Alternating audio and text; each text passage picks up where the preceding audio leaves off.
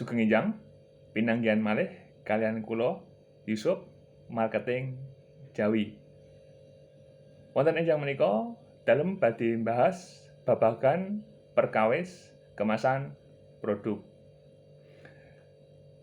Mananipun kemasan produk inggih menika salah setunggaling kegiatan mencakup desain saha produk. Sehingga kemasan wau menika saged nglindungi produk.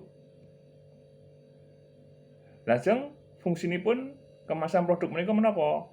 Inggih menika nglindungi produk saking cuaca, proses pengiriman supados boten risak.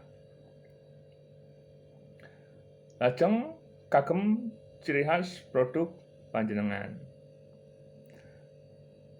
Saha kemasan saged menarik minat konsumen lan kemasan produk menika kagem image usaha panjenengan. Salajengipun tips kagem panjenengan damel kemasan ingkang menarik. Inggih menika ingkang sepindhah demael desain sesuai target market produk panjenengan. Kaping kalih, desain produk panjenengan unik, kesane gampil dipun imut-imut konsumen. Kaping tiga, nyantumaken informasi produk.